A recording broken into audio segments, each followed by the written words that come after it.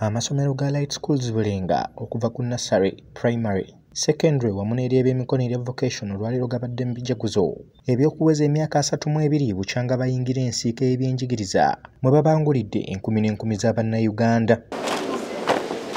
Olwaleero omukolo guno gutandise na kukumba okuwerekereddwako okusaba ng'oluvannyuma abayizi obwedda basanyusizza abagenyi n'ennyimba z'ebijaguzo by'emyaka 32 ssaako n'ez'okutendereza omutonzi abatuusizza ku kkula lino ng'omukolo guno gwetabiddwako ebikonge eby'enjawulo.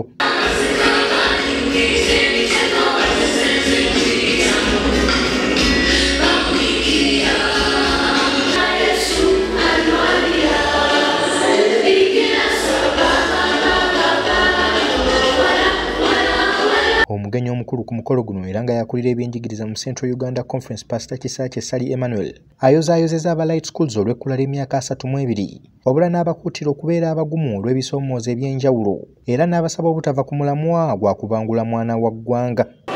Bw'olabanga ogenze ku kyokero okkirizanga nti Katonda yakkiriza okubeera naawe mu kyokero kyonna ky'oba oyitiddemu. Always be strong in all situations. Sometimes the only way the good Lord may enter some hearts is sometimes to break them. Naye nga twebaka Katonda olw'ensonga ez'enjawulo.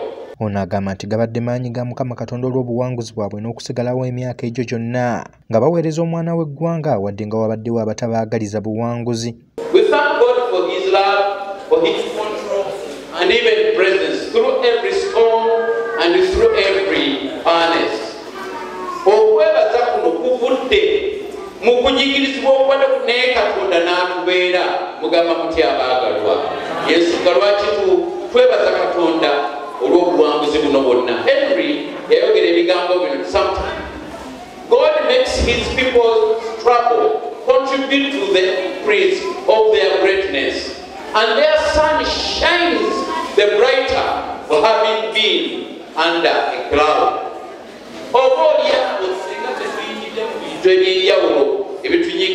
Maybe we wouldn't come to thank the Lord, but we are here to celebrate what the Lord has wrought through the time and the space. Director w'essomero lino Ssalongo Joseph Mbuga Kiberu mu ssanyu anyumizza olugero lw'okutandikawo essomero lino wabula n'akakasa nti kati mu ggwanga be bakyasinze okufulumya omwana alina amagezi ku kwetandikirawo emirimu egivaamu ekigulira magala eddiba ne basobola okwegobako obwavu obweriisa enkuuli mu ggwanga.